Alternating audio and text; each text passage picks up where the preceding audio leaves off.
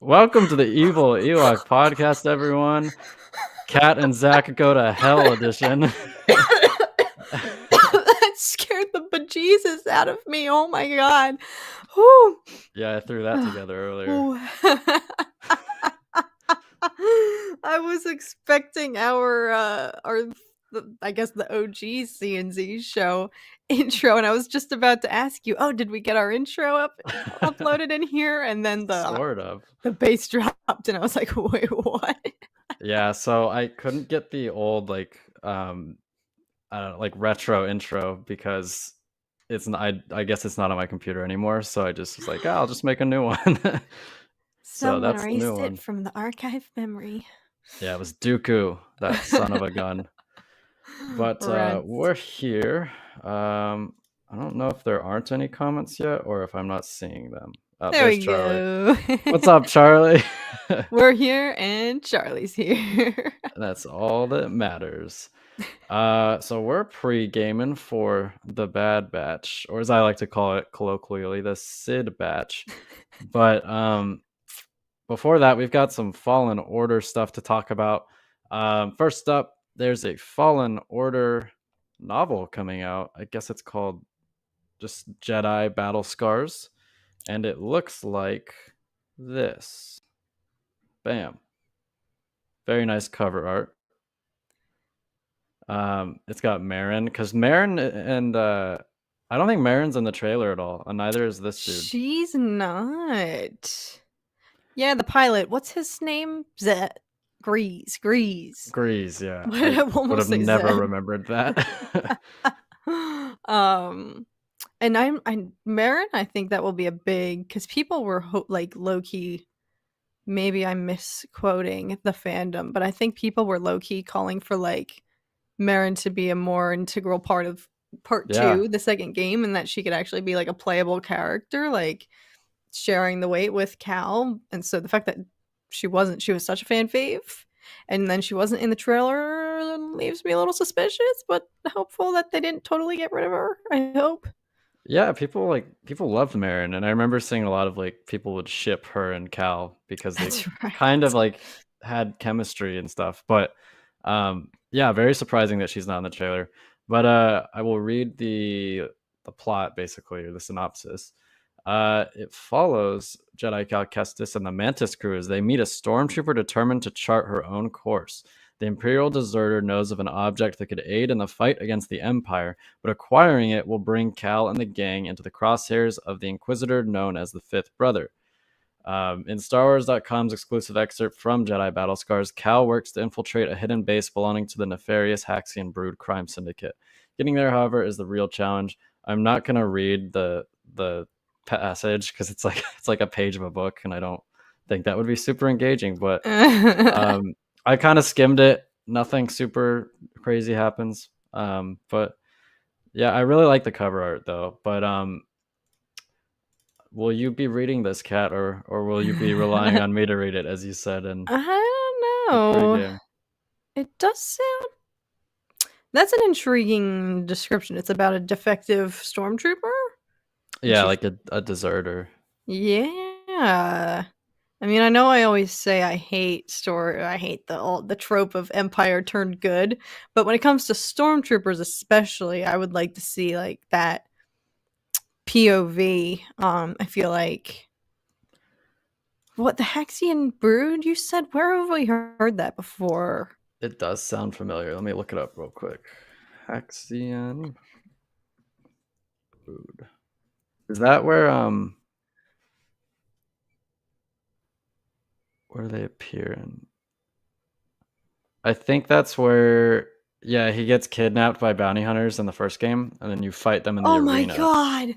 Oh, sweet Jesus. Oh my god, I forgot about that. Oh, no wonder it sounds so familiar. It's embedded in my trauma segment of my brain. OMG, the literal most frustrating part of the game. Well, that would be interesting, because you said this takes place after part 1, correct? Yeah. So Cal probably has a vendetta for sure. He's gonna go whoop on him. It sounds like So I never actually considered, like, they literally just straight up kidnap people or creatures or aliens or whatever and force them to fight in that arena for entertainment, correct? It's perfectly ethical. Why don't you guys use ADHD as your YouTube handle?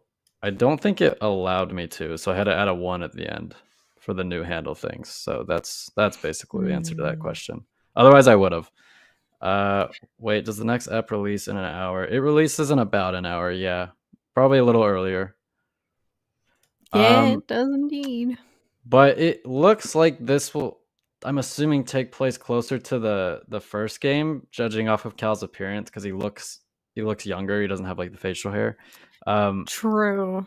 I'm wondering like here's the thing with Star Wars books. I'm wondering how impactful the plot is gonna be. I wonder if it's gonna basically affect anything that we see in the second game, or if it's notable at all. Because a lot of most canon Star Wars novels that I've read, you could pluck them right out of canon and it wouldn't really change anything. And so it feels kind of like a Bad Batch side mission where it's like there might be a few cool references here and there, but by the end of the book, nothing's really changed, whether that's the characters, the galaxy at large, and it feels like you wasted your time more or less. Do you think, are you hopeful that there's going to be any significant happenings or going ons in this book? Maybe I am, and that could be because the only other Star Wars book I've read all the way through in its entirety is the Ahsoka novel, and I thought that book was like phenomenal and did have an impact on like my idea of like Ahsoka's journey. So maybe that's why like I have rose-colored glasses, because that's my only experience so far with the novels.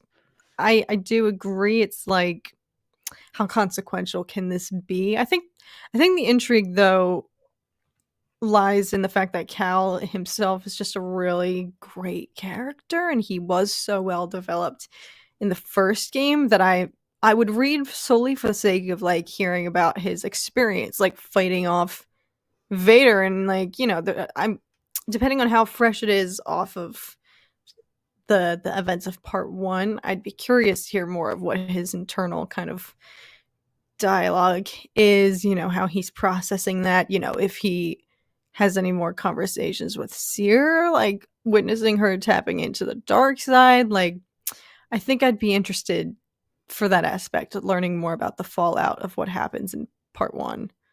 You're right. There's a lot to unpack there with Seer. But I again, like I can't help but wonder if they're just gonna save that for the second game, because I'm sure the developers weren't like, well, there's this novel that we're having coming out in the middle of these two games, so don't address these things because the novel's already gonna do it. I feel like they're just gonna want to tell their story as if it were like, well, it is a sequel, as if it were like the direct sequel to the first game. And I feel like the book is just gonna slide into the gaps and like fill any little meager information. I don't want that to be true. I would love if this book was amazing, and I will read it. And honestly, our designated encyclopedia, he's gonna be on it. That's why I'm here. What's up, Serena? Serena. But yeah, that cover is fire, though. I'll give them that. It is really sweet. Let's look at it one more time. I can see it right now, but none of you guys can. Bam. I just love the contrast. Like, it goes the red and then blue, and then you got some green here. It just pops. Yeah, the whole scheme is quite nice. Yeah, 10 out of 10 covered. If you judge books by their covers, you're gonna love this book. This is one. I don't know what the title alludes to. Battle scars, maybe. Cal and Seer dive more into like Order 66. I don't know, because you're actually so right. There are things I'd want to read in the book, but they would be better saved for the game. You know, like seeing him and Seer have discussions about the dark side or whatnot, or what, you know, happened, what she tapped into fighting Vader. So it's like, Yeah, but like, so the game takes like, the second game is like 5 years after the first one, right? I think 5. Holy shnikes! I heard it coincides with like Kenobi, like it's happening in the same year as Kenobi. So in fairness, they probably would have already talked about those things by the time of the second game. So maybe the book will. Like, I don't know.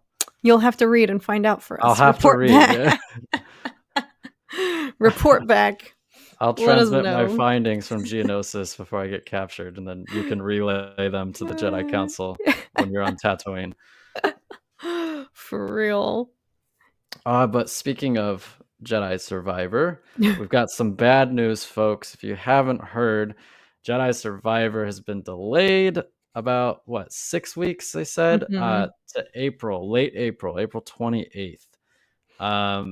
I will now produce an article for this. Bam. Let me zoom in a little bit. They didn't really go into like why they delayed it that much, but basically it seems like the gist of it is for the last 3 years, the Jedi team here at Respawn has poured its collective heart and soul into Star Wars Jedi Survivor, and we are proud to say the next chapter in the tale of Cal Kestis is content complete. Reads a statement credited to game director Stig Asmussen and the Star Wars Jedi team. We are now focused entirely on the final stage, bug fixes to enhance performance, stability, polish, and most importantly, the player experience. The developer added, in order for the team to hit the Respawn quality bar, provide the team time they need, and achieve the level of polish our fans deserve, we have added 6 crucial weeks to our release schedule. So it seems like it's just bug fixing, and it's just something that I'm kind of irritated with the games industry as a whole. It seems like every game either gets delayed or comes out really rough and unpolished. So I mean, between the two options, I'm glad that they're choosing to delay it, so it'll hopefully come out in a better state. But it's just annoying. Like, release dates aren't really like set in stone anymore like they used to be. I am going to embarrass myself here. Like, when you tell me we're fixing bugs, I don't even effing know what that means. That like means nothing to me. Like, I'm so just like, what are bugs? But I guess that's, alludes to like, games that successfully eliminate the bugs before it's released. Like, I feel stupid even saying that. Like, I'm like, what are bugs in games or websites or apps? Like, whenever I get an app update and it's like, we fixed bugs, I'm like, I didn't notice anything like when I was using it. Like, what are you talking about? But usually they're just performance issues. Like in games, it'll be like glitches or like losing frames and it runs slower and you're like, it's like stuttering, stuff like that. So it seems like they're just smoothing that over, like smoothing over the frosting on the cake, if you will, and getting it ready.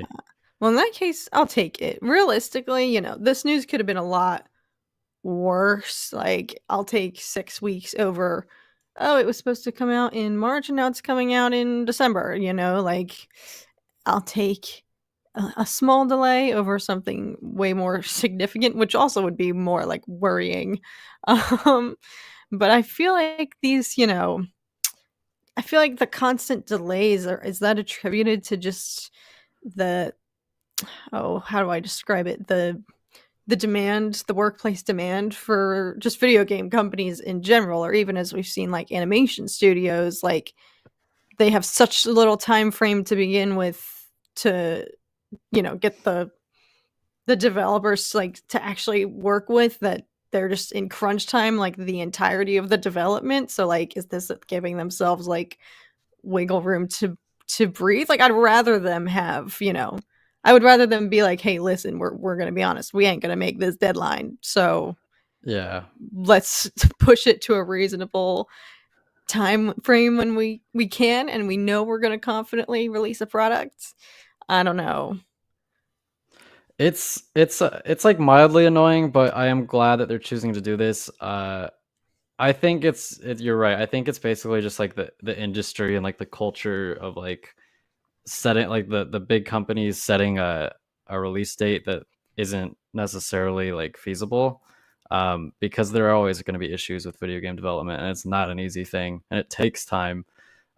So I guess I would just rather them adjust their appraisal of how much time it's going to take so that we aren't like getting really excited for this game to come out in March and then bam, sorry guys, you got to wait 6 weeks. It's like, and yeah, it's like, okay, like we live in a first world country and it's not like a life or death issue, but I get that, but it's just kind of annoying. Like No, especially because it's been years, like you were saying beforehand in the pregame, like 2019 was when we got part 1. It's definitely been long awaited already up to this point. What was I gonna say? Do you think they'll use this opportunity here in the interim to release another trailer, perhaps? We never did get, like, a gameplay trailer, like something that we got for part 1, but is that even necessary if it's not gonna deviate from the mechanics of part 1 as much? Like I would accept that as penance for a delay. They could give me a trailer and I'd be happy with that. Um, I've never played that game, but I heard it in the background as my little brother played it. I remember that there was an audio clip that repeated itself a lot. I guess I'll have to look up a playthrough. You should just watch like all the cinematics. Yeah, it's It's a good actually story. so amazing. Truly, Cat's playthrough was legendary. Fallen Order hashtag Sweet I have lord. I'm 0 warning health. y'all. I'm warning y'all now that I did a playthrough of part 1, my second time, like, actively Right, playing right. through the game live on the channel, and I still, like, ate shiz and embarrassed the heck out of myself, and I was like, "Sweet lord, I'm so scared to play the second game fresh, winging it, going in blind for everybody live." I don't even know if I'm gonna do that. I might have to play through it once just to get it out of my system and then stream it the second time. I feel like most of my or like a good chunk of my time the first playthrough was just like, "Okay, where do I go now? Like, where am I supposed to go?" And just wandering around trying to find The the right path. effing puzzles. Oh That god, yeah. was the bane of my freaking drove me to the brink of insanity in part 1, and just a lot of the mechanics too, like, that game was actively difficult for me, just with simple tasks like wall running, like, in high pressure moments, like, I botched, like, so much of it, um, and I was playing on story mode, literally, I was playing on the easiest possible setting, and it still was, so grueling and demanding, but the puzzles in particular, yes. No, Charlie, no, I can't. You don't want more boulder puzzles where you have to roll the boulder? I hated that one. I think I hated that one, and I hated the one on Ilum where you'd, like, shine the light on the crystal so Oh, that it would melt yeah. the I hated that. I hate them. There I was just don't yeah. like puzzles in games. Like, if I wanna play a puzzle game, I'll buy a puzzle game. I don't want puzzles in my RPG game, for God's sake. Like, that's not what I came here for. Oh my god, I mean, the level of satisfaction I would feel after completing some of them because, I mean, I'm not kidding, many of them I had to, like, straight up Google, how did you do this?" Or ask Tom, who had already completed the game, "How did you do this?" Like, I was so helpless.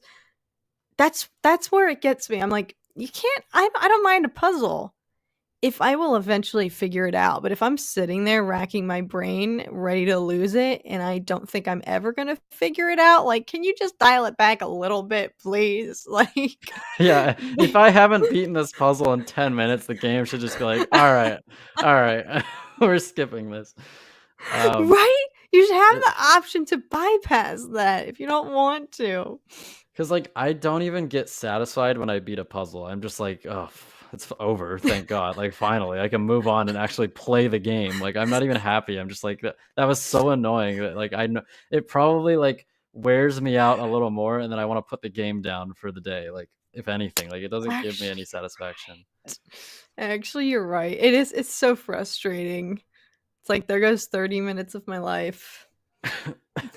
I've bought Jedi Fallen Order, but haven't played it yet. What are your opinions on it from 1 to 10? I would give it an 8. What about you? Ooh, I would say even high I was gonna say higher. I would say almost okay, actually, no, we're talking about the puzzles here. The puzzles Yeah, the puzzles take knocked it down away 2 points.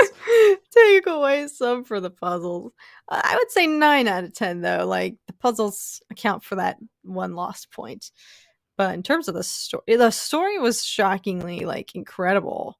Um, Not that I had low expectations, but it was just, like, so I did not realize I was going to, get so attached to Cal Kestis as a character, like, not only that, but one of, like, my favorite characters from this, like, recent era of Star Wars here. Definitely. Yeah, I would say it's the story's really good. The puzzles suck. The gameplay is, if you've played like Dark Souls or anything like that, it's not that hard as like a Dark Souls or an Elden Ring, but it's hard. It's difficult. So like if you've never played any of those games, like I hadn't at the time, it'll be probably difficult for you. But if you're like a seasoned Elden Ring veteran, like Elden Ring's so much harder than this game, so you'll probably won't find it that hard. But yeah, it's just go into it, enjoy the story. If you need to look up the puzzles, look up the puzzles. There's no shame. But it's a great game. I don't like puzzles. They're taxing and hard, and they get everywhere. My RPGs. Preach. Oh goodness. I feel like by the end of the game, I would literally just be like, all right, I'm just looking this up because I don't want to deal with it. Like, I don't want to deal with the puzzle. Luckily, there were only like the ones you mentioned, like 3 major ones that like came to mind. Was there one on Zepho? Or am I making that up? Is that not the Boulder I one? don't. I think that's the Boulder one. Zepho was hell. Like, just and Dathomir was hell too. Oh my god, that's so true. Yeah.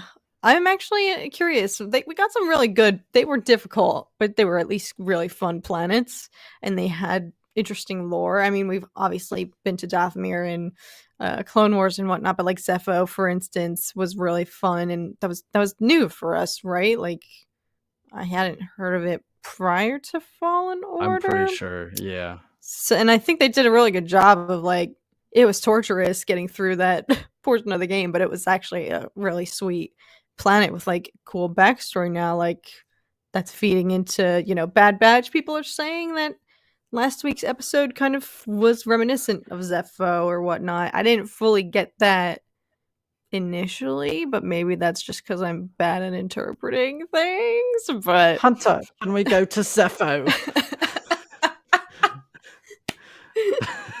I'm sending you to Zepho. I can't. You do it. There's a kooky object on Zepho that I want to get my hands on so I can sell it for some credits. Oh my god. God damn it. We're gonna talk about Bad Batch in a minute, but yeah. Any final thoughts on Jedi Survivor coming out later than anticipated, or shall we move on? No, I think I really don't think it's the worst news in the world if it's gonna if it's gonna serve the game ultimately in the long run to extend it by 6 weeks. I'm still going in, like I loved Fallen Order. I really hope Survivor at least lives up to that, but I think they set the bar so high, which is really good. Like, they had an incredible first game that I feel like they really tasked themselves with the challenge of trying to live up to it. So I'm excited and cautious to see if it'll be equally incredible. I agree. I've said it before on the podcast, but I am very, very skeptical because I do not trust EA. But I would love to see this game come out and be even better than the first one. I'm not holding my breath. I'll believe it when I see it because EA has just stabbed me in the back so many times before. But here's hoping maybe the 6 weeks will will help it. But moving on, tonight's episode of the Bad Batch is called Tribe. So I must ask you this question because this is the question that always seems to pop up with the Bad Batch. Will it be filler or will it be an impactful episode? I don't know. I'm inclined to. My immediate reaction is tribe. Are they using that to describe like the whole group plus Sid in a way to tie in the seed planted that she might, betray them, or like maybe she's, because this is Disney we're talking about. I don't know. I don't see a future in which Sid betrays them. I think they're trying to paint her to, surprise them with her loyalty or whatnot. So is this a continuation of that and suggesting, they're all a tribe plus Sid? Like, I don't know, but I can see that. It's only been like 2 episodes since that, kind of happened, so I wouldn't be shocked if they were saving that for like later down the line in the season, but that's my initial inclination. I think what's gonna happen is not in this episode, but like with Sid, is that they're gonna be like, "All right, Sid, we're done doing these missions for you. We're out of here." And then Sid's gonna be like, "Well, fine, I'll turn you into the Empire." And then she does it, and then she's like, "I've made a mistake. I really Oh. like those guys." And then she like tries to help them or warn them, and then hopefully it leads to her death. Oh my god. But hashtag kill Sid. But that's what I think is gonna happen tonight. I think is gonna be filler. Jarn thinks it's gonna be filler. Serena thinks it's gonna be impactful. I hope it's impactful. The reason I think it won't be is because next week is they're dropping 2 episodes in one night because it's the mid-season. Like, you wouldn't really call it a finale because it's not like a Yeah. break or anything, but Yeah. it is essentially the mid-season finale. So I'm assuming those won't be filler. So that's why I think there's a greater chance that this one is filler. But surely, well, I guess they don't have to. If they're releasing them at the same time, I guess that alone suggests that there will be at least like a 2-episode arc or somewhat. So my There's just initial 2 Sid episodes. I would die, Kat. I would just be done. Because that's the only thing keeping me going is like the promise of next week being a a double cohesive, whammy. yeah, like a connected story. Yeah, so my inclination was to be like, well, they surely have to be working up to that, right? Like we have the mid-season climax point coming up, and so far there's not really been a consecutive through line necessarily through this first season here. So I feel like tonight would have to do something to start escalating to that point. No, I don't know. I hope so. Nothing would make me happier. But look at this son of a gun. Mods, can we ban this user, please? Oh, he I think, ditched us. yeah, he ditched us. Big fan of the Evil Ewok podcast. Heard this episode is solid. Have you, though? Where have you heard that? Actually, wait, I did see somebody tweet that tonight's episode will be satisfying for big Clone Wars fans. Is it Gungi or Gunji or whatever? It's probably his episode, right? Oh wait, yes, he the little Chewbacca, the little. That's Oh my. racist, Cat.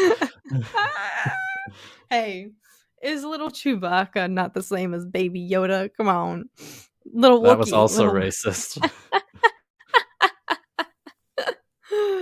Oh my goodness. Actually, yes, I forgot about that arc. So maybe that's what it is alluding to. Is tonight Gunji? Is that what it is? Or no? I hope so. I wanted to address this. I'm not sure why you would think we're from the UK. We clearly have American accents. So you're not gonna win that bet unless you're not talking about us or you're talking about someone in the comments. But yeah, we're not from the UK and we're not in the UK currently. Do we sound like it? Now I want to know. Like, could we get away with it? Have we been fooling y'all this whole time? What's up, 821? Man, I hope it's a great one. God help the world if we see Sid again. Zach will burn the world. I will burn the world, Charlotte. You won't even get to play Jedi Survivor because the world will come to an end. Oh my god. You had a reprieve last week. Yeah, but like Wanda Sykes' character was too similar to Sid for my taste. Where like you think? Yeah, she was selfish, like just like Sid. Like it was like she was Sid, but like a treasure hunter pirate lady. Like they acted the same. Like they endangered others and they didn't really care. They just wanted to like accomplish what they wanted to accomplish. Granted, it feels like she's into it more for like the experience of treasure hunting, whereas Sid is all about the credits. Oh my god. But I just felt that they were a little too similar. Like if you're gonna make characters, you got to make them different, a little more different in my mind. But that's true. We did not see Sid last week, which was one of the good things about that episode. Oh my goodness. Yeah. Woke up just in time. Excited for this one. Let the filler be done with. We shall see. We shall see. Jarn is also not from the UK. I hope we are going to that planet. The treasure hunter lady was athletic Sid. Oh my goodness. We did talk about this. This is one of the first things we talked about. Quick recap. We are okay with it if it means we're getting a better game, but not thrilled. But yeah, if we see Gunji or Gunji, there's like, I watched the Clone Wars episodes because I wanted to know how to pronounce it, and like the characters in the show pronounced it like 3 different ways. So they all say it differently. yeah, some say like Gunji, some say Gungi. Like it's, I guess you can just use any of those and it's accurate. So I guess he's unable to correct anyone, so they all don't know. He's like, it's Raphael, you assholes. Wait, that's actually... Oh, wait, I guess humans, if they speak Wookiee, I guess they have translators, but like... Yeah. Get Han Solo to translate. Right. Yeah. But, no, I'm just curious how they would cross paths with him. And also, I wonder if that's like... Because they're on Kashyyyk in another couple shots in the trailer, I think. Ooh, wait. But they're not with him on Kashyyyk. So I wonder if they're related or if it's just coincidence. Like, you know, like maybe there is a Gunji episode, but then there's also a Kashyyyk episode. And will he play an overarching role in the rest of the series, or is this it for him? Like, is he gonna pop up, be like what's cameo. His face from the first season with the clone that deserted and just had a wife and kids? I don't remember his name. Oh, and yeah. Is it gonna be like that, where they just pop up once and then they're gonzo, or is he gonna be a recurring character? What do you think? Oh, I can picture him just being one and done. Mainly because they're trying to fly under the radar of the Bad Batch. So, I mean, not that they would be like, no, you can't hang with us, but I think they're both trying to, like, when you're both on the Empire's most wanted list, maybe better to not stick together. Yeah, like have another target on your back. Be like, I'm gonna buddy up with this other most wanted fugitive. I don't know. Yeah, and it seems like at least the Empire is content to... I'm sure they're not content to let the Bad Batch do whatever they want, but they're not like actively pursuing the Bad Batch right now because they consider them killed in action, according to Rampart. Whereas a Jedi, they're always going to want to hunt down and kill Jedi, so that would draw even more attention to them. Zach, you'll get this reference. Would you Negan bat Sid or the last character Wanda? Who would get it? Only one. Oh, Sid. I would use Lucille to kill Sid. I don't really hate Wanda Sykes' character. I just don't really care about her that much. Whereas like I actively dislike Sid. She's one of my least favorite characters in anything in a long time. Was it this bad season 1? I feel like, has it escalated or has it always been like this? It escalated because it continued. Like, I didn't like her in season 1. I was like, I hope that we don't see much of her in season 2. And then they're like, what's that? Right. You want more Sid? And I'm like, no. And they're like, here's all the Sid that you can take. Oh my gosh, that's right. I remember we saw the trailer and we were like, maybe she won't be as involved. Psych. Charlie, someone needs to make an edit where they have Sid's head getting bashed by Negan. That'd be pretty gruesome. We need more Cody or Tarkin. I agree. Right. Oh my god, I forgot that Tarkin was even an element of this show. Throwback to his like 50 seconds of screen time in season 1. Yeah, I love Tarkin. And I think the guy who plays him now does a nice job with the voice. Yeah. Because obviously you can't, like, Peter Cushing's long dead, which is unfortunate, but they have I'm not sure. Let me look it up. Who voices Tarkin?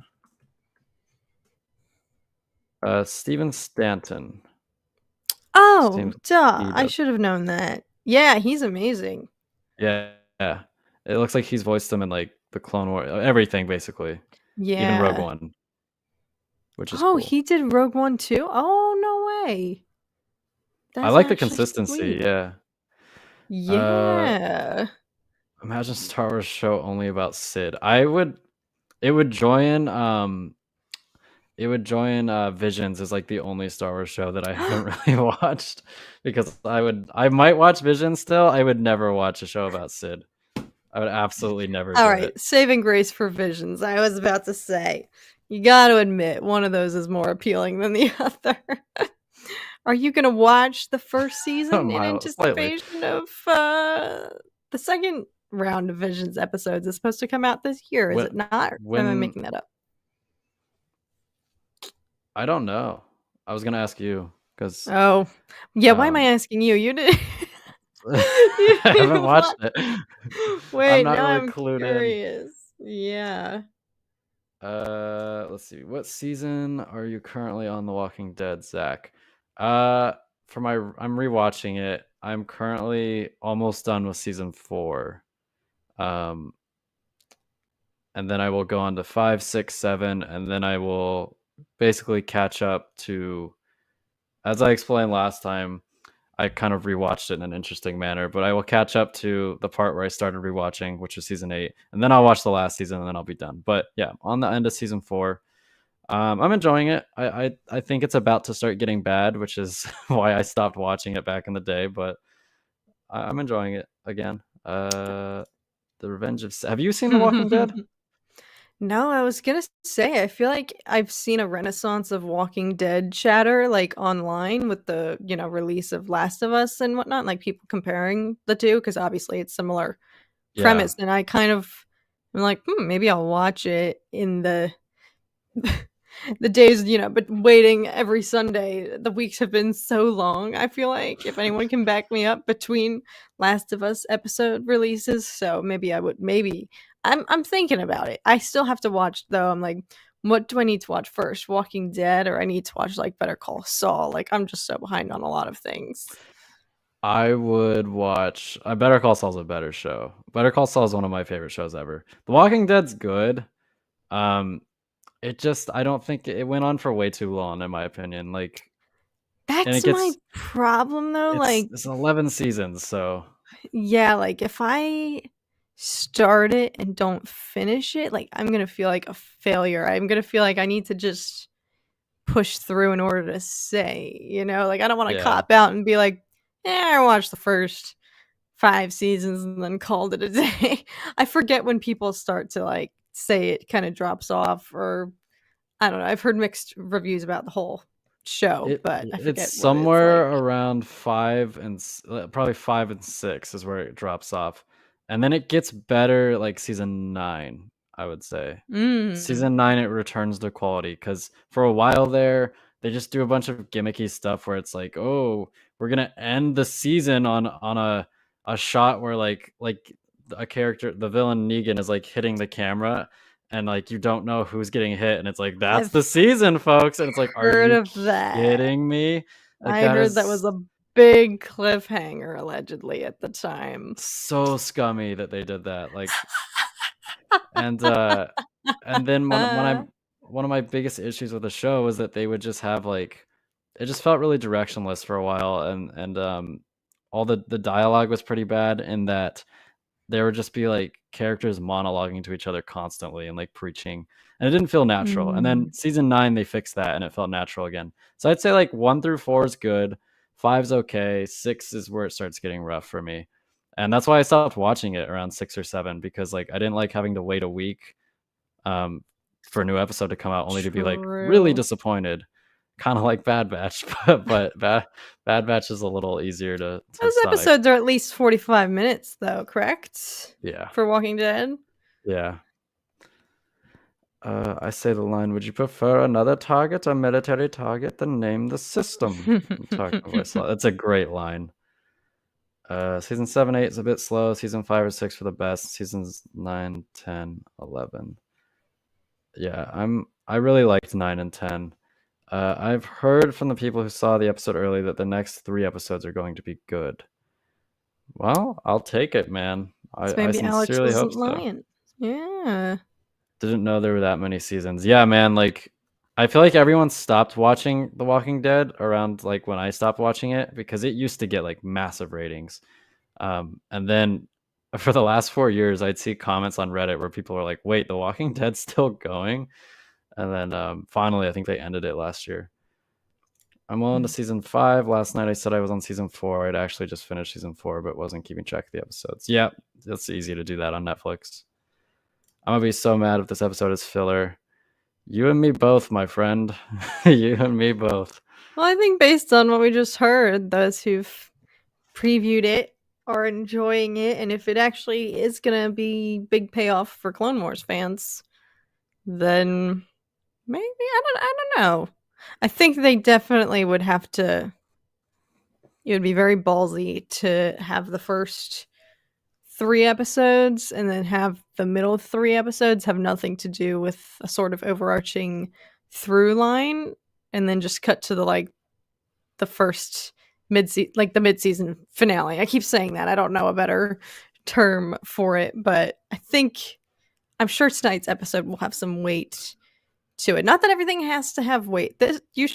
Zach, I'm so envious of you sometimes that you're not on Twitter and online to see the way the Star Wars fandom just absolutely bickers with each other because, yes, the word filler has definitely been tossed around a lot this season, with people talking about the Bad Batch.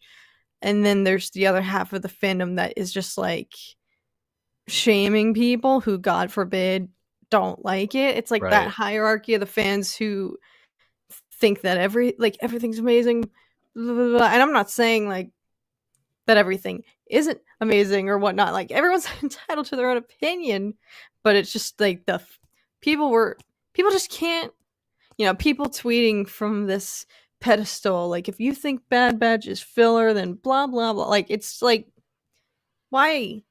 It's just it is filler though. Like the last few episodes have been filler, and I don't care what you say. Like by definition, it's filler because no characters have made significant changes. The plot hasn't been carried forward in any meaningful way. It's filler, and like you can do good filler. Like filler, I feel like it is like this negative connotation to it. It has a negative connotation to it, but it doesn't have to be negative. Like there can be good filler episodes. They just need to provide character development mostly, because like filler episodes generally aren't going to push the main plot forward, but they can push characters forward, and that's all I'm asking them to do. Like I'm fine with filler episodes if you develop characters. Like if you had developed Tech in some way in that racing episode, I could have stomached it. If you developed somebody in the last episode, I could have stomached it, but you didn't really do that. So that's just why I like negatively refer to these episodes as filler, because there are shows that do filler really well. Like Invincible comes to mind. Like Invincible has great filler episodes that develop characters and set things up, and it's just super interesting. But the Bad Batch just hasn't done it, and that's just kind of it's wearing me down a little bit. I do try to does Bad Batch have the negative, the disadvantage here? Because I mean, for me, for example, I don't know what the experience was like when the Clone Wars was actively on TV and you had to wait week after week for episodes. Yeah. I had the luxury of binging all of that at Same. once, but of course, with the exception of the final season. Same with Rebels. So it's like, I know both of those shows had their fair share of filler, or even just episodes that I was also just like, what? Like I think we can all agree Droids in the Desert was something else. I love that. But so that's why I'm like, but I love those shows and I don't look back on them at all and say, oh my god, there was so much filler. I remember them for the parts that I love. Is Bad Batch just at the disadvantage here because it was coming off of such a hot and heavy part of animation when the Clone Wars finale came out and everyone was just like, holy shit, and that was the most like unanimously praised piece of Star Wars after the division of the sequel discourse and everything. It's like Bad Batch came out. Is it just in the like it felt like a right place, right time, because everybody loved the Clone Wars finale and it was epic and everyone was like, yes, let's send it, keep it going, because everyone was heartbroken that Clone Wars was like over. And it And so started perfectly. In fairness to yeah. Bad Batch, like, it seamlessly, like, rolled right in from the end of Clone Wars into Bad Batch, and we were all like, "Okay, let's go." And then Bad Batch was like, "You're never getting that again." I was like, "Oh, no. Oh. Oh, no." I But, mean, I look back on my, like, my Bad Batch, like, trailer reactions and the videos I did leading up to it, and I literally was touting it as, like, "This is just Clone Wars Part 2. I forget it, like, this isn't even Bad Batch. It's Clone Wars well, Part they 2." did the thing, they burned the Clone Wars Yeah. away, and then they did it to themselves, Cat, like, it's not your fault, like, that was bold of them to do. But, what was I gonna say? I think I was gonna say, like, at least with Clone Wars, we could always know, like, A, that we were gonna return to, like, the main freaking characters of, like, the prequel trilogy at some point, like Anakin, Obi-Wan, and then Ahsoka, like, massive characters. And then B, it's like the Clone Wars is basically like it's like World War II of the Star Wars, like, I guess World War One would be more accurate. World Hmm. War One of, like, the Star Wars universe, like, it's a huge event. Like, every battle has, like, massive implications, and, like, there's just so many important characters running around. So even if we do get, like, 4 episodes of droids in the deserts, like, we know in the next arc, we're probably gonna see, like, I There's a don't know, light like, at the end. yeah, we're gonna see, like, Maul or like, or Obi-Wan or, like, like, you know what I mean? Whereas with Bad Batch, we don't have that promise. Like, it's called the Bad Batch, like, we're gonna see the Bad Batch, and it's not like we're gonna return to, like, "Oh, there's Vader hunting a Jedi," or "Here's, Boba Fett doing a job for the Empire." Like, we're not gonna get that in all likelihood. It's just the Bad Batch. Um, so it's like it's got a lower ceiling, I guess is what I'm saying. Uh Mm. What's up, Nick? Thing the Bad Batch desperately needs is direction. Yep. Right now, it's like Star Trek, a new scenario every week, except Star Trek had better character development. The Bad Batch needs an arc or development. Yeah, I mean, I said it, I think last week, I asked you guys, we're 5 episodes in. What's like the main plot of this season? Like, there isn't one, really. They're just doing jobs for Sid. Even Crosshair doesn't have a main directive yet, which is wild to me. Yeah. And it feels like I mean, I'm just resolving myself to they're totally I wonder if they know what they're doing by withholding him so much and establishing so much mystery around him and everything by only giving little doses at a time of his journey, like, but, like, are they aware that by having so much mystique like, he becomes the most interesting character, like, do they know that, like are they is it tactful, or is it just an unfortunate I think there's just too consequence of many withholding him, episodes. like I don't think you need the amount of episodes that they have, because it yeah. feels like they're dragging their feet. And it feels like they're saying, "We have Crosshair's story here, but if we were to tell it like succinctly, like back to back to back episodes, or like we'd show him like every other episode, it wouldn't last the whole season. So we're gonna trickle it between these filler episodes gradually over the course of the season." Mm. I don't like that. I'd rather them just have like 10 episodes and each episode be important. Um, but that's just me. Had to wait for the next episode of Clone Wars to air on TV every week, but they kept replaying the droids in the desert episode. I saw that Oh too my many times as god. a child. That sucks. I don't Of know why. all Yeah. arcs to get replayed. Uh, let's see. Some people are saying it's already dropped for them. Let me see if I have it. Yeah, Charlie I feel like Charlie's always comes out, like, 10 minutes early. Charlie's on it. Bad Batch. Whoever's in charge of his Disney Plus treats him well. They're like, Yeah, they're "Episode like drop." Charlie's very nice and he usually views everything favorably, so we're gonna give him early access to Could you uh imagine? Oh my gosh. If, like it comes out that they're throttling speeds to people who are critical. I'm surprised they let me watch it then, because I'm just like, Oh my god. I feel like I've been so critical of Bad Batch. Yeah, I don't have it yet. The most recent episode is Entombed.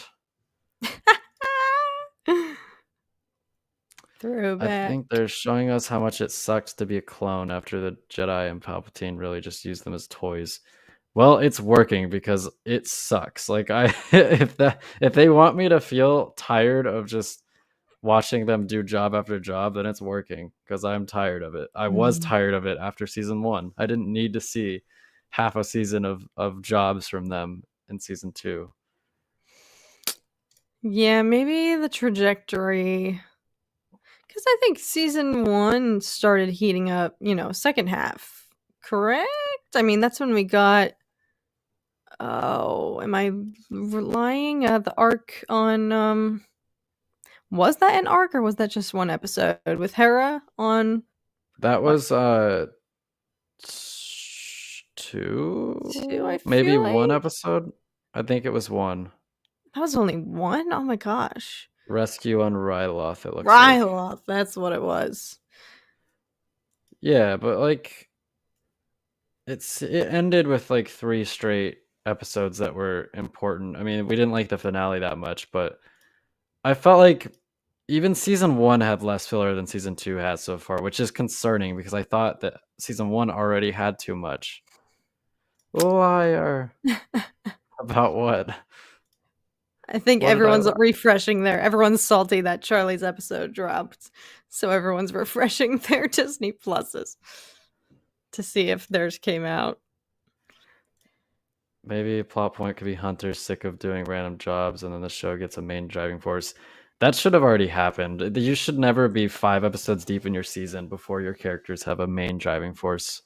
That's just crazy to me. Like, I don't think I've ever seen that before in a show that's not like it's one thing if your show's an anthology where it's like, oh, we're hopping around to different characters every week, like the Clone Wars. But if it's like the Bad Batch where it's following a group of characters and they still don't have like a primary motivation or goal that they're working towards 5 episodes in, very strange to me. Very strange decision.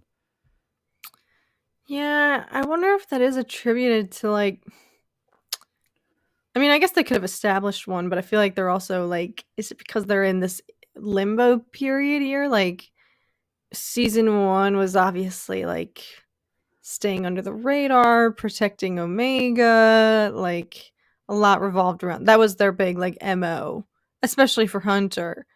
Now that like, I guess what shifted, like, okay, Omega is able to take care of herself now, like she's a sufficient part of the group, like, we are just now constantly going on the same old, like doing mission after mission. Like, I hope that's right, and maybe they're just milking the limbo period here to really emphasize that the group is eventually going to just have a fit and be like, you know what, we need to actually like do something. I don't know, but this is definitely like an interesting start to a second season, especially. I feel like I think you can do the limbo thing, but another issue I think the season has is there's no, like, they're not on the clock here. Like the clock isn't ticking on them. Like, it doesn't seem like they're in danger. Like the Empire isn't looking for them. They literally showed us Admiral Rampart killing a clone because he couldn't be bothered to look for the Bad Batch. He'd rather kill a clone and cover it up than hunt them down. So there's no pressure to, like, it's not like the Bad Batch are at risk every week of being like found by the Empire. They're not looking for them.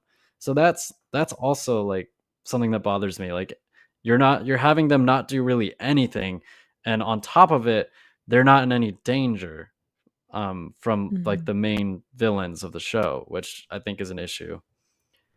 The season's going at the pace of a Vanth on low gear. Rebels had better fillers. I feel like those had more character development, like the Sabine Darksaber training episode could have been lame, but it turned out to be one of my favorite episodes. Yeah, that was a great episode. That is a very memorable one, yeah. I remember Sabine was kind of just there for 2 seasons, and then all of a sudden in season 3, they were like, all right, we're going to develop her. And they did a great job with Sabine. Yeah.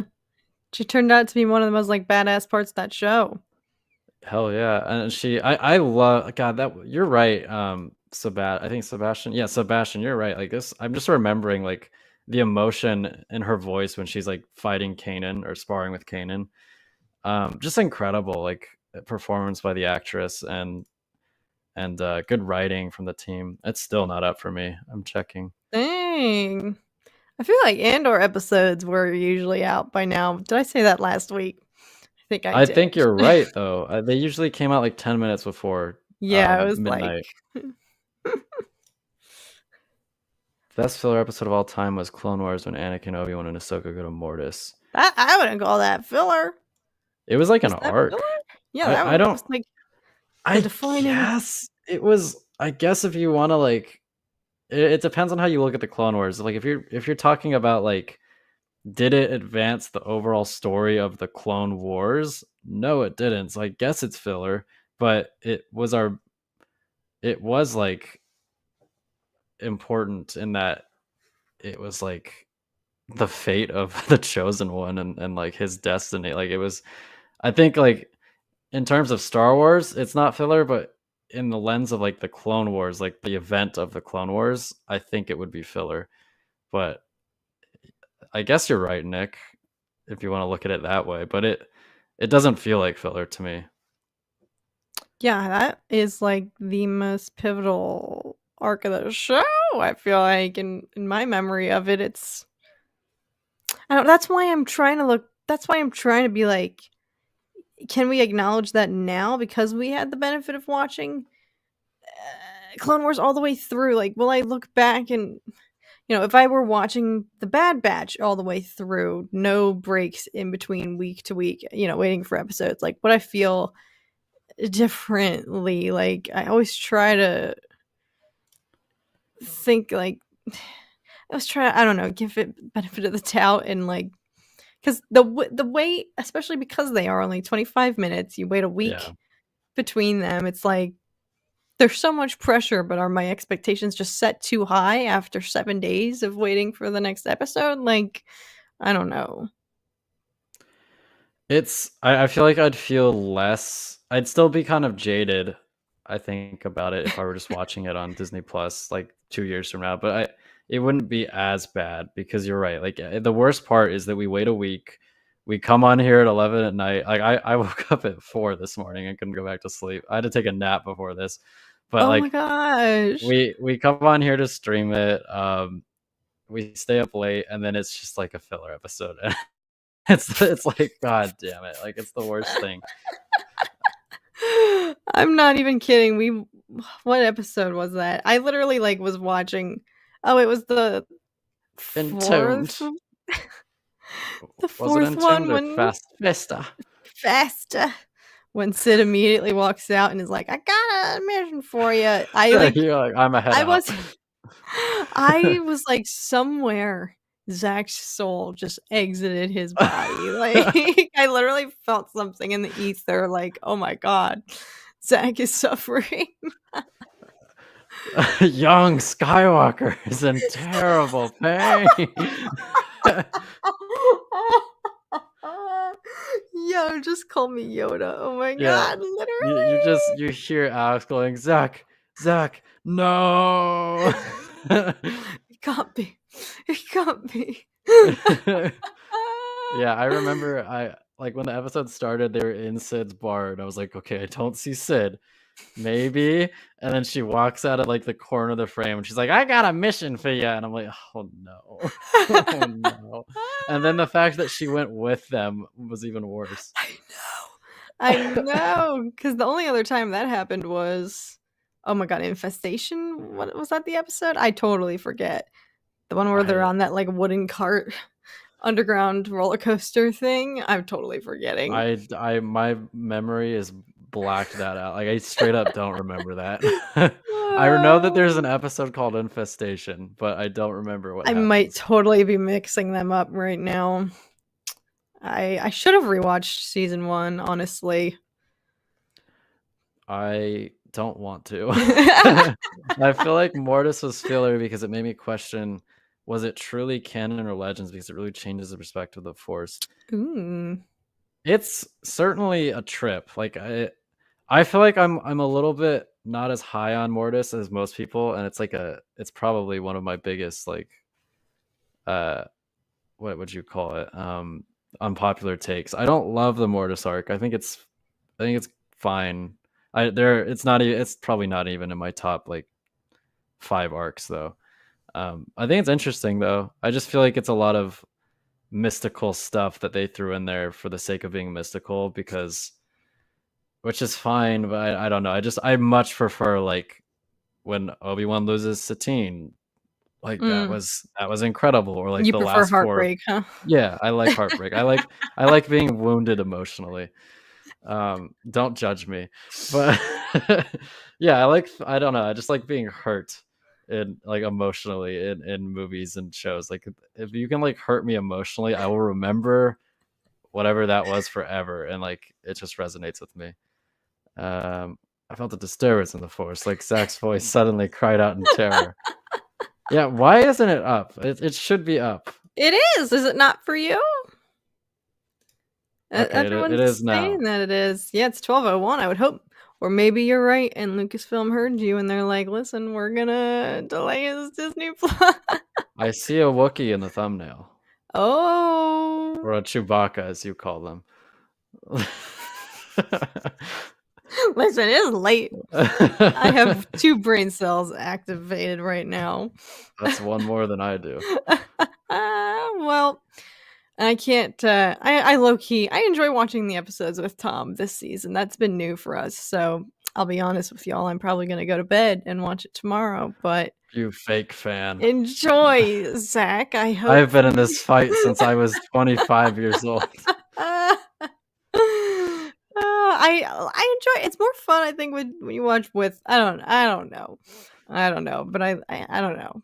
No, I agree. Alex and I used to have like therapy sessions after Kenobi and Book of Boba Fett when we lived in the same house. Right, So I agree. It's a group activity, so Yeah. I'll see you all on the flip side. For your sake, Zach, I hope that there's no Sid within the first 5 seconds. We'll Yeah, find out. I'm gonna thank lay you. down in bed and hear like. Yeah. We'll reconvene on Thursday. We'll talk about hopefully what is a great episode.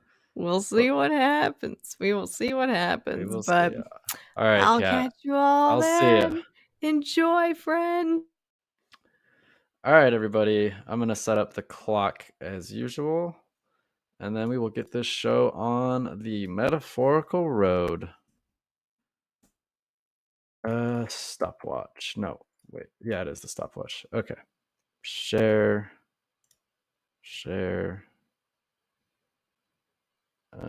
I wish I could make myself bigger. I don't really love this, but this is the best it's gonna have to be. Okay, we're gonna zoom in so you can see it. Bad Batch. And I am starting the episode now.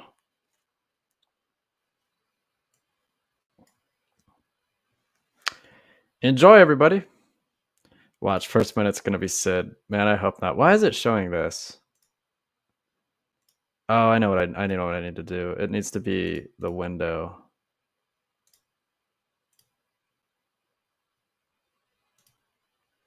Okay, I'm gonna reset this because it paused for me. Okay, starting now.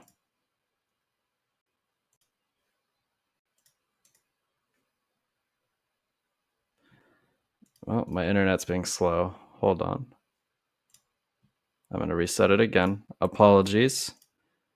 I hope you can find it in your hearts to forgive me for this. Okay, here we go. Starting now.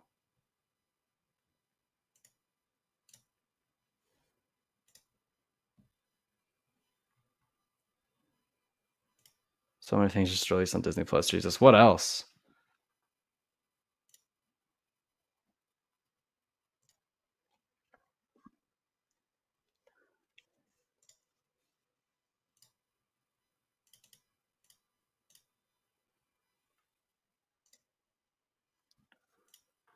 The Bad Bitch.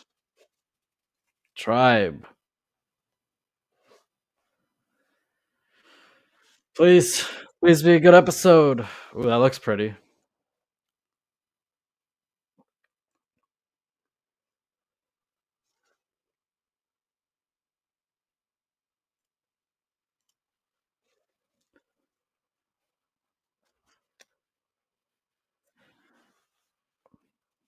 Okay, it sounds like they skipped Sid.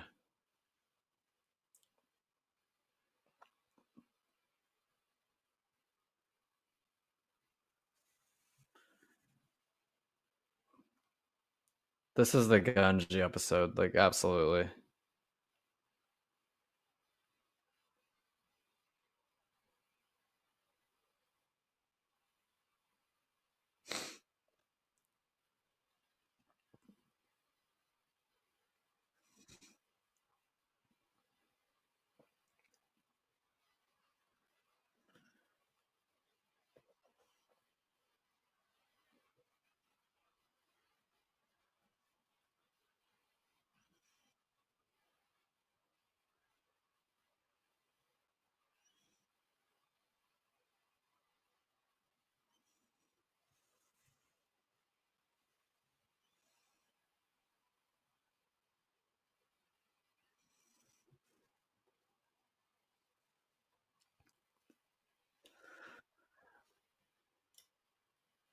Good night, Serena. Thanks for joining us, as always.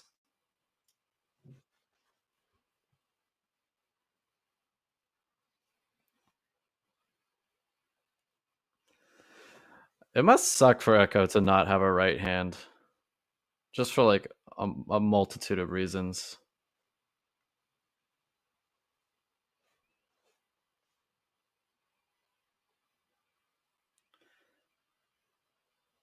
Like, it's cool that he can like get into computers with his hand, but if you're giving me a choice between having like a big USB stick on my hand or an actual hand, I'm taking the hand.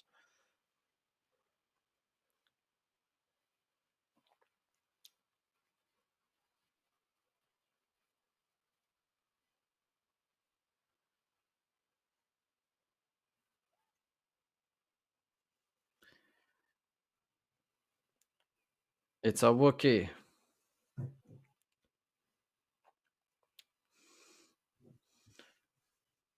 Is it Gungi?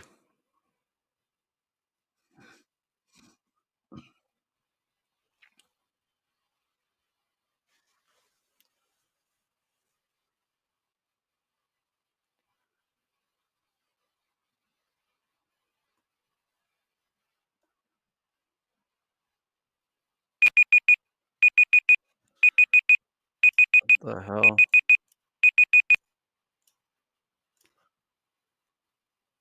I don't know why the timer was also going.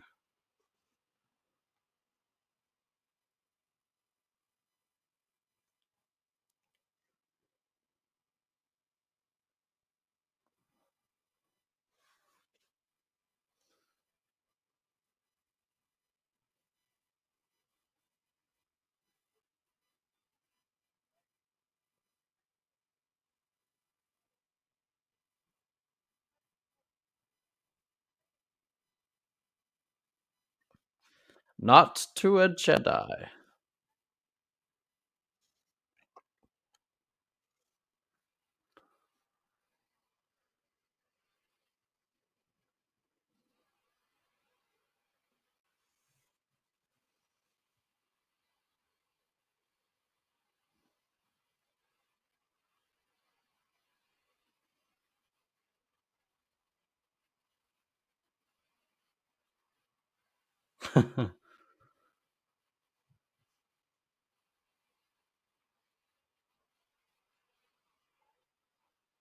Stay thick.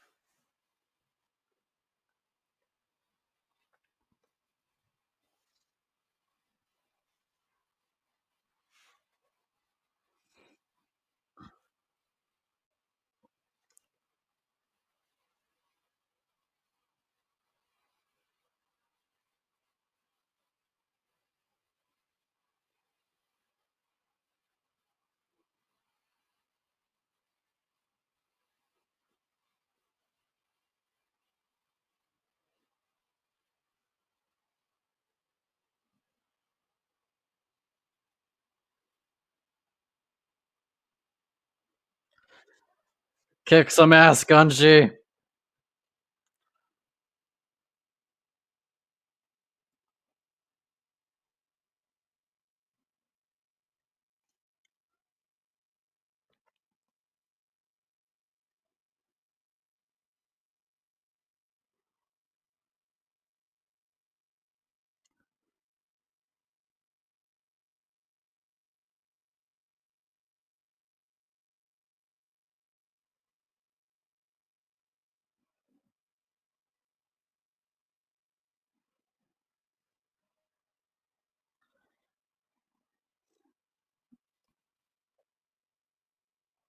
That's a nice shot.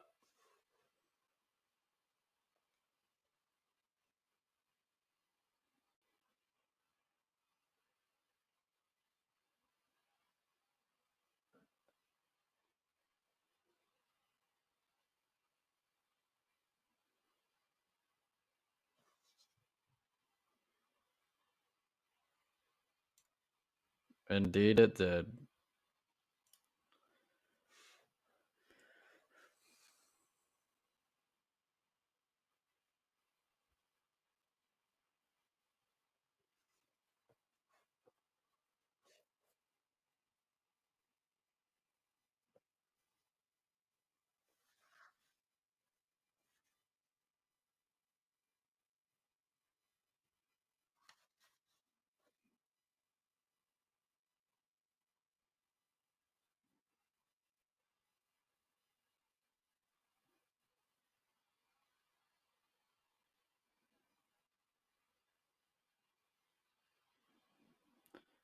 If they kill Gunji, I'm going to also die. It'll be the last Evil Ewok stream.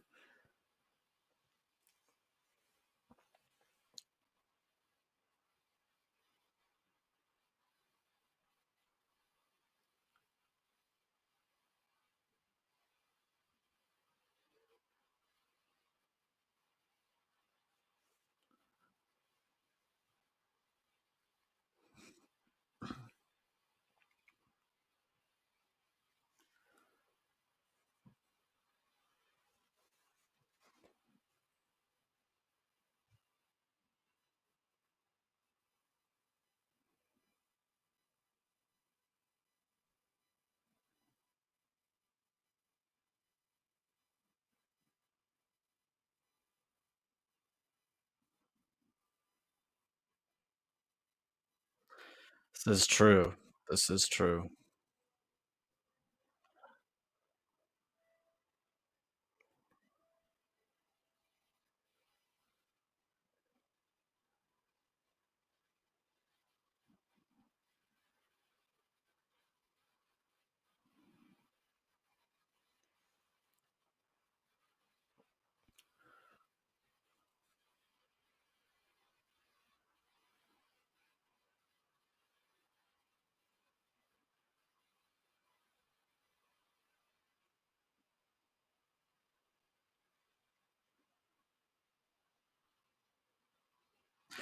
I hope. I think it'd be really cool if Gunji, if he appears like in post sequels content, because Wookiees live a long time, so he easily could. It'd be really badass to have a Jedi Wookiee in live action. That'd be so cool.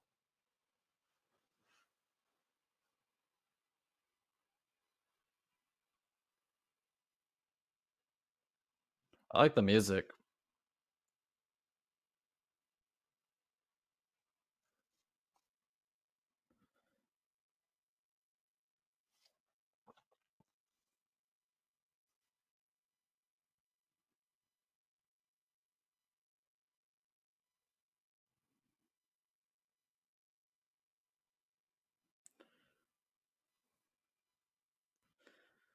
Spiders.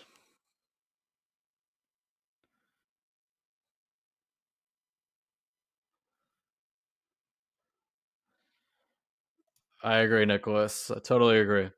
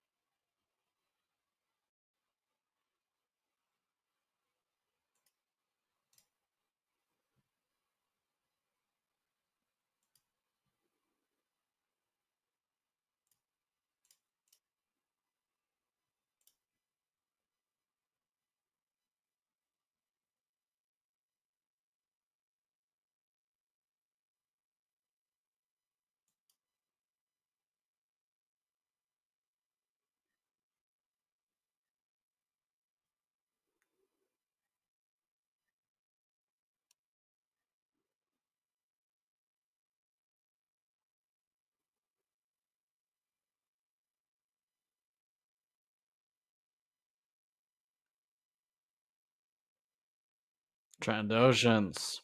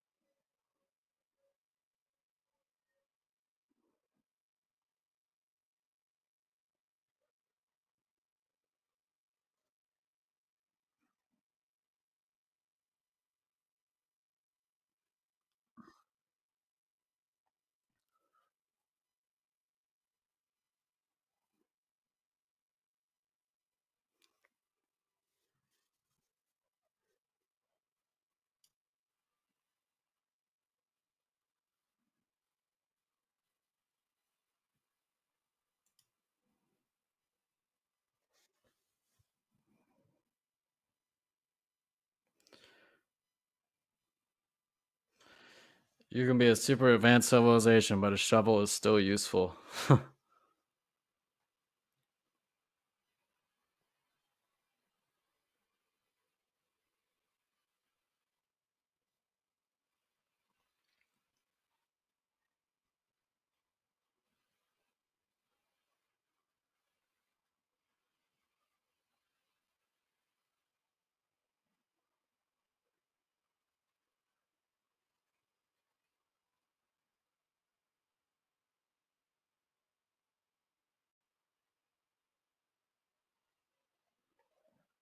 Those are pretty cool.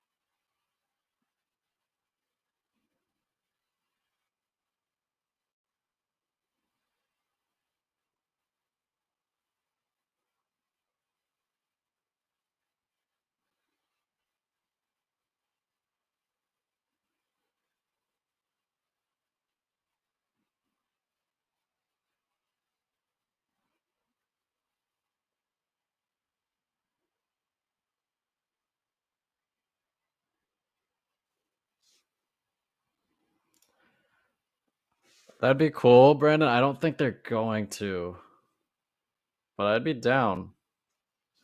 I just feel like they don't have time to do it because the episodes are so short. You know what I mean?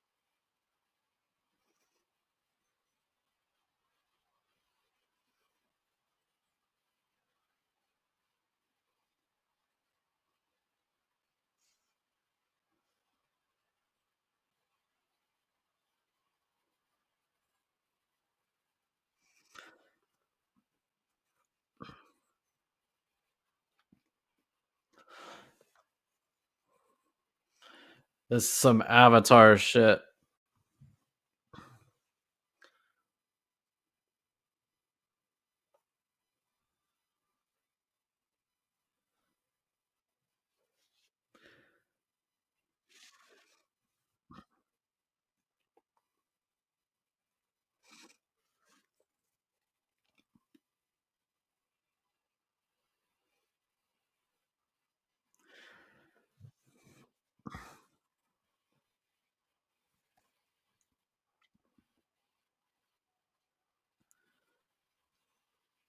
It's weird seeing clones walking next to CIS tanks.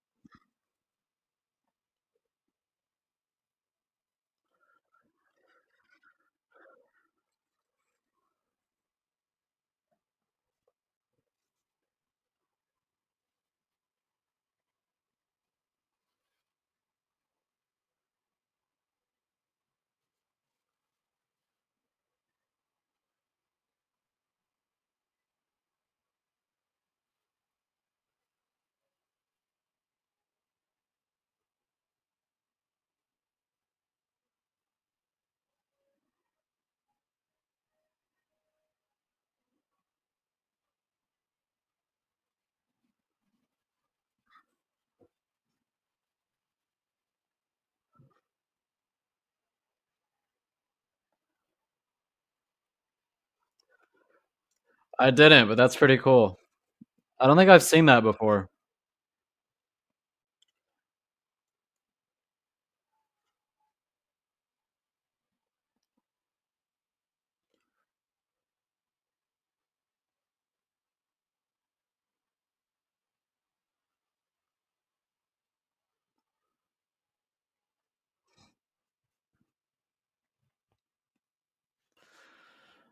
I wish we got that arc though, because it would have lended credence to Yoda's good relations with the Wookiees I have line.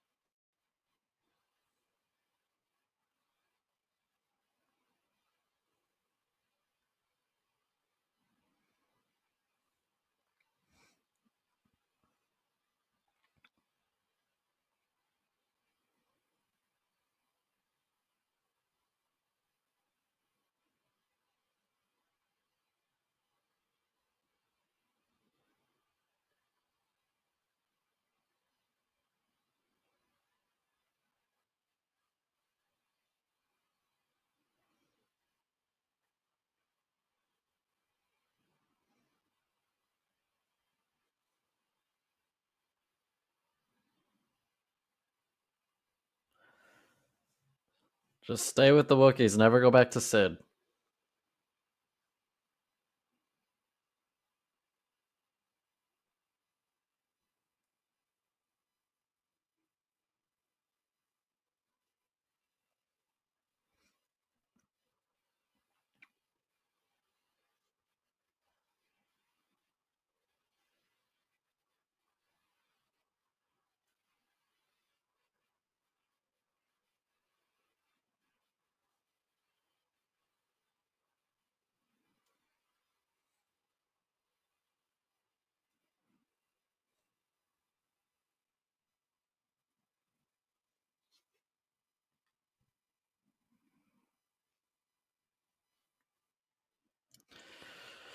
All right. That is the episode. I will probably stay on a little bit to talk about it. Not too much because I am pretty tired, but expected a bit more, but decent, better than the previous, very well put together. I would say I mostly agree with that. I think it's by far the best episode since episode 3, the Crosshair one. Was it a filler episode? Yes, but it was a good filler episode because I think we did learn a lot about some of our characters. Like Hunter seemed to have a lot of interesting things to say. I like the line that he just left us with. Hopefully far away from war. Like these soldiers who were bred, like all the clones were bred for war, but the Bad Batch were like especially so, like designed to be weapons, and they're sick of war. They don't want any part of it. And it's sad because we know, because we've seen the original trilogy, that that war won't come to an end for another 20 years or so. So the Bad Batch gonna have problems avoiding war and oppression. But I liked it. I think it was a very beautiful episode. I loved the visuals. Kashyyyk was very pretty. Um, the firefight was cool, both in terms of like actually putting out the fires and also the blaster fight. I think the colors just popped in the dark jungle. It was really cool. The music was beautiful. Um, I think it was a solid episode. I'd give it like a 7 out of 10, which is a lot higher than anything I've given the last 3 episodes or so. But yeah, I think it was a good filler episode. Most of it was probably because we've seen Gunji before and we care about him, but that's okay. I'm all for picking up loose threads from the Clone Wars and resolving them, and that's what this episode did. I don't get the sense that we're going to be seeing Gunji anymore, which is unfortunate because I really enjoyed him in this episode. I thought that his face was very emotive. He was very expressive, and I liked that. Um, I'm just a big Gunji fan, man. Like, if we could see him again in the future, whether that's an animation or live action, I'd be super down. Like, I love Gunji. I've always said on the channel that I love Wookiee Jedi. I think they're so cool. Uh, Charlie is back, and it was awesome. I think it was really cool. Well, Sid is not in it, but it's a great episode. Glad Gunji made it home. I liked how they pointed out Hunter's skill and putting it to use. I also thought it was interesting in previous episodes they dragged it out, and this one really jumped ahead, like putting out the fire. Yeah, it didn't feel like they were just treading water and wasting time. Like this episode was succinct. It got to the point, and I liked that. Man, did the Ewok movie spider thing was crazy. Yeah, I like that a lot. I like the spider things. I like the monkey things. Do you think Sev will show up in the next episode since he was taken as a war prisoner by the Trandoshan's in the game, Republic Clone Commando?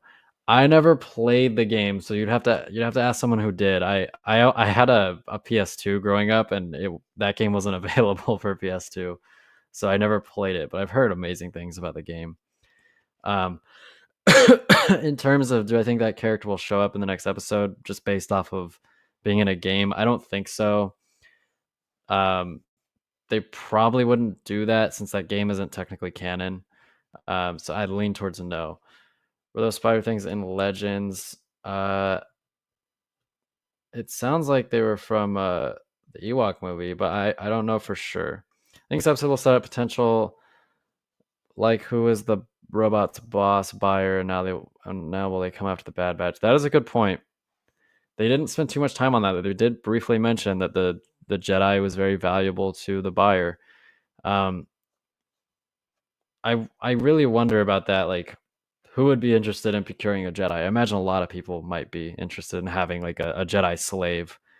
It kind of reminds me of Knights of the Old Republic when Bastila gets captured by that gang on what was it, like Terrace or something. I don't remember the planet, but she gets captured and they just, it's like valuable having a Jedi as a slave because it's a status. Like, look who I captured. So I think it could be a lot of people. Um, my first thought is always going to be Palpatine, but I don't think Palpatine would want to capture a Jedi at this point. I think he just wants them all dead.